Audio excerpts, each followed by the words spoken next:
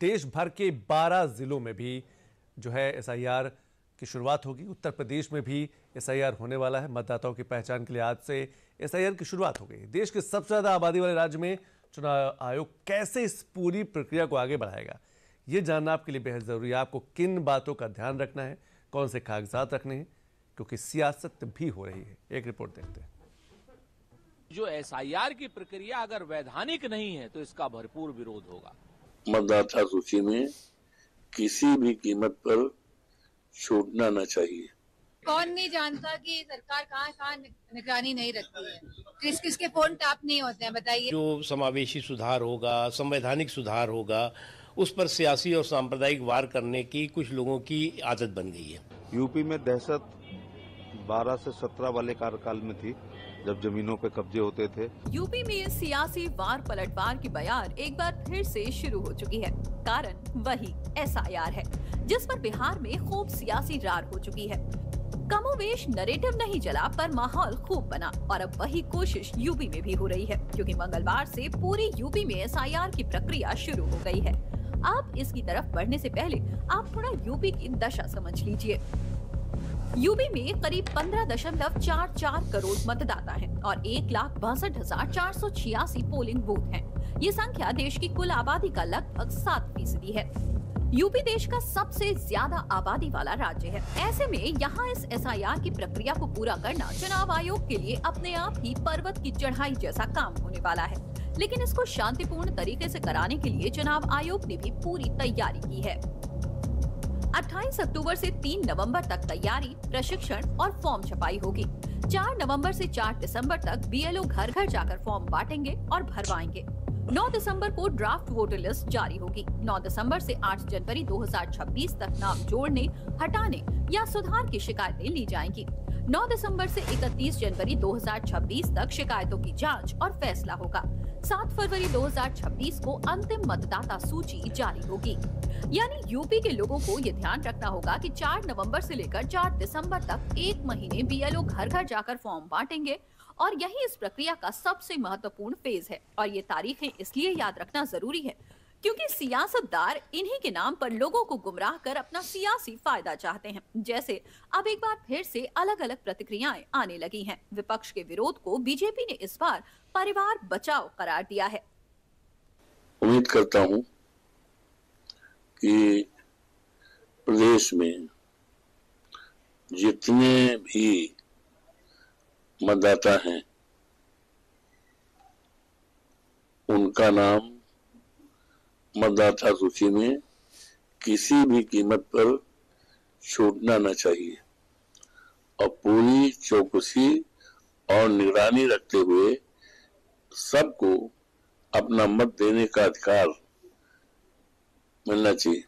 चुनाव आयोग अपनी मनमानी करेगा, संवैधानिक संस्थाओं का उल्लंघन करेगा तो हम तो संविधान का उल्लंघन करेगा। वैधानिकता को हम उसकी चुनौती देंगे और हर तरीके से हम उनका सड़क से लेकर संसद तक और संसद से लेकर सुप्रीम कोर्ट तक हम उनका विरोध करेंगे। चुनाव से पहले जो इलेक्टोरल रोल है उसकी इंटेग्रिटी कायम रहे, ये देखना, ये सभी कुछ इलेक्शन कमीशन का संवैधानिक दायित्व भी है, उनका संवैधानिक अधिकार भी है और हम तो स्वागत करते हैं। परंतु कुछ लोग एसआईआर के नाम पर, ये एसआईआर नहीं, बचाओ परिवार और संविधान पर वार, ये करने लगते हैं। आज सवाल ये पैदा होता है कि जो मंडली, जो जमात एसआईआर का विरोध इन 12 राज्यों में कर रही है, वही इंडी अलायंस की मंडली महाराष्ट्र में कह रही है कि वहां पर लोकल निकाय से पहले, लोकल चुनाव से पहले जल्द से जल्द एसआईआर हो जाए। इस सियासत में आम जनमानस न उलझे, इसलिए चुनाव आयोग ने सोमवार को प्रेस कॉन्फ्रेंस कर एसआईआर से जुड़ी सारी जरूरी बातें शेयर की थी। इसलिए कुछ बातें जो इस बार बेहद जरूरी हैं, ये हम भी आपको समझाते हैं। किसी भी पोलिंग बूथ पर 1200 से ज्यादा मतदाता नहीं होंगे। इसके लिए बूथों की जांच और नए बूथ बनाए जाएंगे। इससे लंबी कतारों और धांधली की शिकायतें कम होंगी। इस बार 18 से 19 साल के नए मतदाताओं और महिलाओं के नाम जोड़ने पर खास ध्यान दिया जाएगा। यूपी में करीब 2 करोड़ युवा मतदाता हैं, जिनमें से कई पहली बार वोट डालेंगे। लोग वोटर हेल्पलाइन ऐप voterportal.eci.gov.in या फिर 1950 नंबर पर भी अपना नाम चेक कर सकते हैं। ऑनलाइन फॉर्म भरने की सुविधा भी रहेगी। इसके लिए सभी जिला निर्वाचन अधिकारी, रजिस्ट्रेशन अधिकारी और BLO को ट्रेनिंग दे दी गई है। यूपी में 75 जिला अधिकारी, 403 रजिस्ट्रेशन अधिकारी, 2042 सहायक अधिकारी और 1,60,000 से ज्यादा BLO काम कर रहे हैं। चुनाव आयोग इसे वोटर लिस्ट शुद्धिकरण का नाम दे रहा है। इसके तहत मृतकों के नाम हटेंगे। हजारों ऐसे नाम जो सालों से लिस्ट में हैं, लेकिन व्यक्ति जीवित नहीं है। डुप्लीकेट एंट्री खत्म होगी, यानी एक ही व्यक्ति का नाम कई जगह दर्ज होने की समस्या दूर होगी। इस प्रक्रिया से नए मतदाता भी जुड़ेंगे। मसलन शादी के बाद नाम बदलने वाली महिलाएं, नौकरी के लिए दूसरे शहर गए युवा आसानी से नाम जुड़वा सकेंगे। बिहार के बाद से अब उत्तर प्रदेश में SIR का दूसरा चरण शुरू होने जा रहा है, जिसकी जानकारी दिल्ली में ज्ञानेश कुमार मुख्य चुनाव आयुक्त ने दी। सोमवार को इसकी औपचारिक घोषणा करने के बाद से ही अब उत्तर प्रदेश में SIR को लेकर अभियान शुरू होगा। अगर हम बात करते हैं उत्तर प्रदेश की, तो उत्तर प्रदेश में 403 विधानसभा क्षेत्र हैं और 80 लोकसभा क्षेत्र हैं, जिसमें लगभग 1,62,000 BLO इस काम के लिए लगाए जाएंगे। वहीं 75 जिलों में लगभग 2450 चुनाव अधिकारियों की भी इसकी जिम्मेदारी मिलेगी। और अगर बात करते हैं तो लगभग 15.44 करोड़ ऐसे निर्वाचन कार्ड हैं जिसकी जांच होनी है कि ये सही है या गलत है। तो ऐसे में चुनाव आयोग के सामने एक बड़ी जिम्मेदारी होगी, क्योंकि बिहार में SIR सकुशल संपन्न हुआ है। अब उसके बाद से दूसरी बड़ी चुनौती उत्तर प्रदेश है। देश सिंह के साथ अभिषेक त्रिपाठी, DD न्यूज, लखनऊ। इस SIR अभियान को लेकर यूपी में राजनीतिक हलचल भी तेज हो गई है।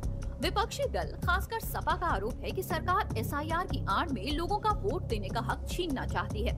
अखिलेश यादव ने इस पर तुरंत कदम उठाया है। उन्होंने हर विधानसभा क्षेत्र में वरिष्ठ पार्टी कार्यकर्ताओं को SIR PDA प्रहरी नाम से तैनात करने का फैसला लिया है। ये प्रहरी पिछड़े, दलित और अल्पसंख्यक यानी PDS समुदायों के असली वोटरों की निगरानी करेंगे और सुनिश्चित करेंगे कि उनके नाम अंतिम सूची में बने रहें। वहीं अखिलेश की पत्नी और सपा सांसद डिंपल यादव ने इसको लेकर ऐसा बयान दिया जिस पर सियासत शुरू हो गई है। सवाल तो ये है कि आखिर मंशा क्या है SIR कराने के पीछे की। अभी जाने कितने चुनाव हो गए हैं, तो ये क्या चाहते हैं? अभी तक ये चुनाव हुए अनडेमोक्रेटिक तरीके से हुए हैं।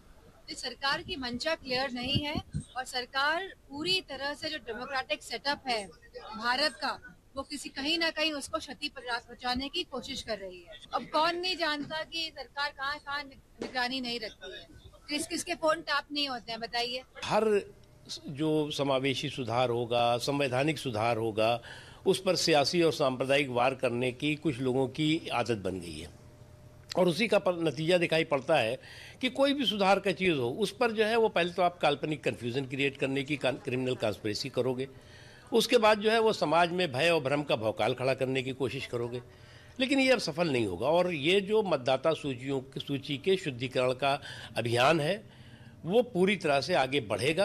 किसी भी तरह की अराजकता और उद्दंडता के जरिए इसको रोका नहीं जा सकता।